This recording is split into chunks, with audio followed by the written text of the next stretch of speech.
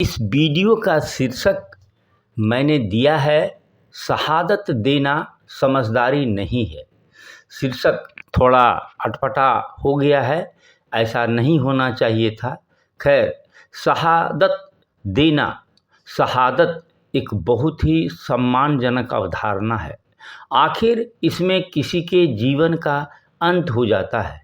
चूँकि विज्ञान पुनर्जन्म नहीं मानता है, इसीलिए किसी के इकलौते जीवन का समापन हो जाना उसके लिए, उसके जीवन के लिए एक असाधारण घटना हो जाती है। ऐसी अवस्था में किसी का शहादत पा लेना, शहादत हो जाना बहुत ही सम्मानीय अवस्था मानी जानी चाहिए। अब बात यह है कि किसी भी समाज या संस्कृति में शहादत दे देना या शहादत का हो जाना जब बहुत ही सम्माननीय, बहुत ही सम्मानजनक स्थिति होती है, लेकिन हम ये देखते हैं कि समाज के जो उच्चस्थ लोग होते हैं, उस संस्कृति के जो कुछ विशेष लोग होते हैं, उनकी प्रवृत्ति और प्रकृति शहादत देने के विपरीत होती है। ऐसा क्यों होता है? यह सवाल मुझे बहुत परेशान करता है। शायद आप भी यदि विचारवान हैं, विचार कर सकते हैं, तो यह सवाल आपको भी परेशान कर देगा। वैसे मेरा उद्देश्य किसी को भी परेशान करना नहीं है। सवाल यह है कि जब शहादत देना इतना सम्मानजनक है, तो उस समाज की, उस संस्कृति के जो अग्रणी लोग हैं, जो समृद्ध लोग हैं, जो उच्च स्तरीय बौद्धिक लोग हैं, जो उच्च स्तर के अधिकारीगण हैं, राजनेतागण हैं और दिव्य पुरुष हैं, इस शहादत देने में वो पीछे क्यों रह जाते हैं? उनके परिवार के लोग शहादत देने में पीछे क्यों रह जाते हैं? शायद मैंने कुछ गलत कह दिया। ये लोग शहादत देने के कतार में पीछे ही नहीं होते। ये लोग शहादत की कतार में कहीं भी नहीं होते हैं। शहादत की कतार में दूर दूर तक नहीं होते हैं। ऐसा क्यों? जब शहादत देना इतनी सम्मानजनक स्थिति है, तो इन लोगों को, इन लोगों के परिवार के सदस्यों को शहादत देने की कतार में सबसे आगे होना चाहिए। एक फिल्म का प्रसंग सुनाता हूँ। दो देशों में युद्ध हो रहा था। अवश्य ही उसमें राष्ट्रीयता की भावना का उफान होगा, उभार होगा। उस युद्ध में दो सहोदर भाई थे। दोनों भाई थे, जुड़वा भाई थे, या भाई होने के कारण बहुत उनमें जुड़ाव था। उसमें से एक को युद्ध के मोर्चे पर शहादत प्राप्त हो गया। जब दूसरे भाई को यह सब मालूम हुआ, तो वह बदला लेने के लिए उग्र और आक्रोशित हो गया। वह युवा भाई अपने जोश के उच्चतम उभार में था, लेकिन उसने अपना होश खो दिया था। जब वह अपने आक्रोश और अपनी उग्रता को नहीं संभाल पा रहा था और शहादत देने के लिए आक्रोशित था, मैं मर जाऊंगा, मिट जाऊंगा, लेकिन उन लोगों को मार दूंगा जिसने मेरे भाई को मारा है, तो उसके कमांडर ने उस उतावले युवक को एक करारा तमाचा जड़ दिया। वह घबरा कर बैठ गया कि क्या शहादत देना हमारे कमांडर को अच्छा नहीं लग रहा है। वह सोचने लगा कि उसे भी शहादत मिलती। इस प्रक्रिया में भले ही वह शहीद हो जाता, भाई का बदला लेने का प्रयास तो करता। उसके कमांडर ने उससे कहा कि तुम्हारी शहादत पाना हमारा लक्ष्य नहीं है। तुम पर इस राष्ट्र ने बहुत समय, संसाधन, वैचारिकी, ऊर्जा और बहुत कुछ लगाया है।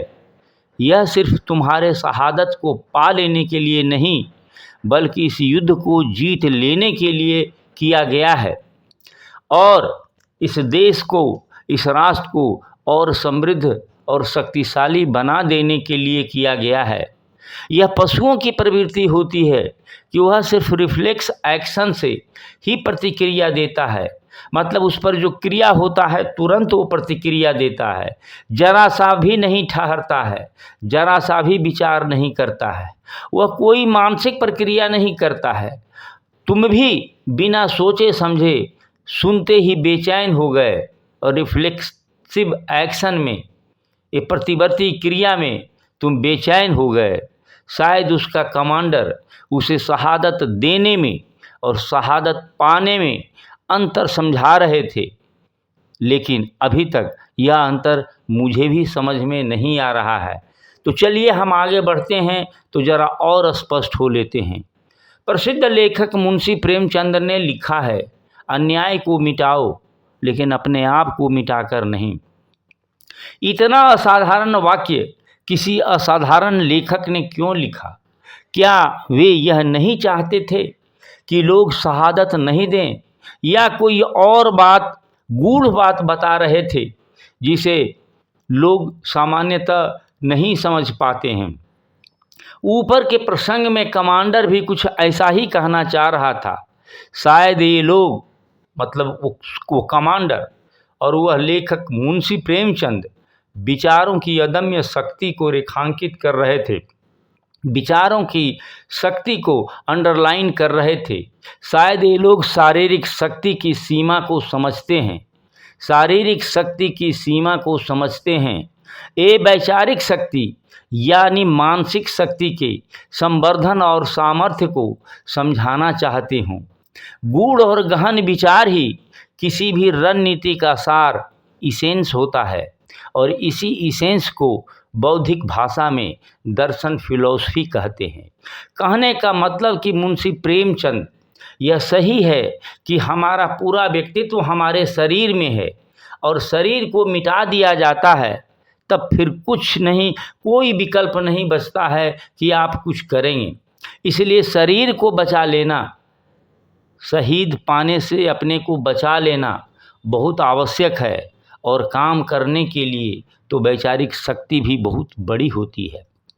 विक्टर ह्यूगो ने भी कहा है कि जब उपयुक्त समय आता है तब विचारों की शक्ति तत्कालीन विश्व की सभी सेनाओं की संयुक्त शक्ति से भी ज़्यादा भारी हो जाता है।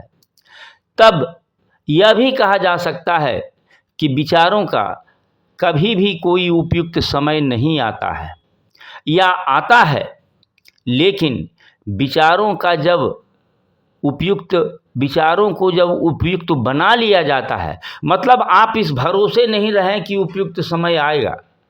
विचारों को आपको ऐसे ढालना होता है, ऐसे समझकर बनाना होता है कि विचार उस समय में उपयुक्त, एप्रोप्रिएट हो जाए, तब वह उपयुक्त विचार दुनिया की समस्त सेनाओं को भी हरा देगा। बात यह हो या नहीं हो, यह तो स्पष्ट है कि विचारों में अदम्य शक्ति होती है, और विचारों में जब अदम्य शक्ति होती है तो शहादत देने में पीछे कौन कौन लोग भाग रहे हैं। जब विचारों में अदम्य शक्ति होती है तो विचारों को धारदार क्यों नहीं बनाया जाता है, विचारों को प्रभावशाली क्यों नहीं बनाया जाता है? तब यह एक आसान रास्ता होता है शारीरिक शहादत पा लेना। तब शारीरिक शहादत या तो दुर्घटनाओं में हो जाती है या प्राथमिकताओं में आ जाती है। जिनको विचारों की शक्ति पर भरोसा नहीं होता है, उनकी प्राथमिकताओं में शहादत पाना आ जाता है। बौद्धिक लोग विचारों की शक्ति पर विश्वास करते हैं। ज़्यादा बौद्धिक लोगों को ही दार्शनिक कहते हैं। ये दार्शनिक लोग बौद्धिकता के सिद्धांतों का प्रतिपादन करते हैं। दार्शनिक शताब्दियों या सहस्राब्दियों की स्थापित मान्यताओं, मूल्यों और संस्कृतियों को उलट भी देते हैं। कम चिंतनशील लोग शहादतों की तैयारी करते हैं। ज़्यादा चिंतनशील लोग समय को, युद्ध को, परिस्थिति को जीत लेने की तैयारी करते हैं। आप लोग भी देखे होंगे कि सामान्य किस्म के लोग शहादतों के आंकड़ों पर ज़्यादा बौद्धिकता प्रदर्शित करते हैं। अंत में मैं बात समाप्त करने से पहले एक महाराष्ट्र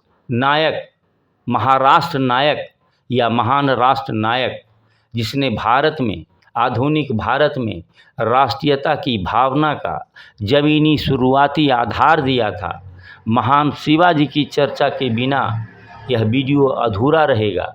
अपने सीमित और अल्प संसाधनों के साथ विशाल मुगल साम्राज्य के विरुद्ध एक महान राष्ट्र की नींव डालकर एक आदर्श स्थापित कर दिया। वह क्षेत्र तो आज भी महाराष्ट्र के नाम से जाना जाता है। ध्यान रहे, मैंने किसी देश कंट्री की बात नहीं की है। किसी एक देश एक राजनीतिक सीमाओं में बंधा हुआ होता है, लेकिन एक राष्ट्र उस भौगोलिक क्षेत्र में रहने वाले लोगों के एक जुड़ाव की भावना होती है। ऐतिहासिक एकापन की भावना को जोसेफ स्टालिन ने राष्ट्र कहा था।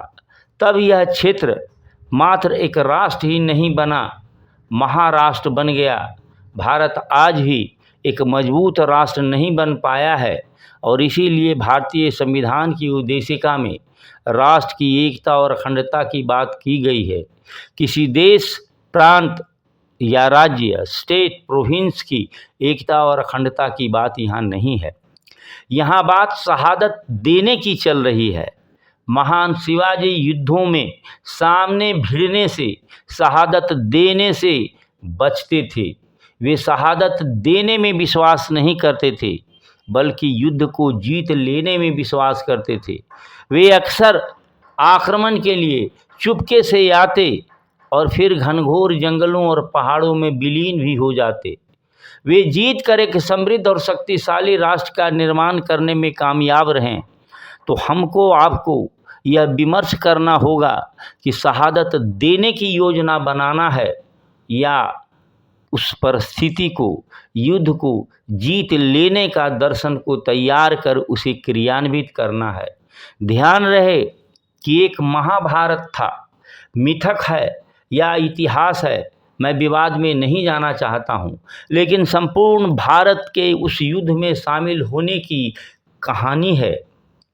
और एक व्यक्ति अर्जुन नाम का, जो उच्च स्तर का दार्शनिक था, विचारों की शक्ति से निहत्था होकर अर्जुन के सहारे, अर्जुन को सामने कर युद्ध का पूरा परिचय बदल दिया, युद्ध का परिणाम बदल दिया। यह विचारों की शक्ति है। विचारों को प्रखर कीजिए।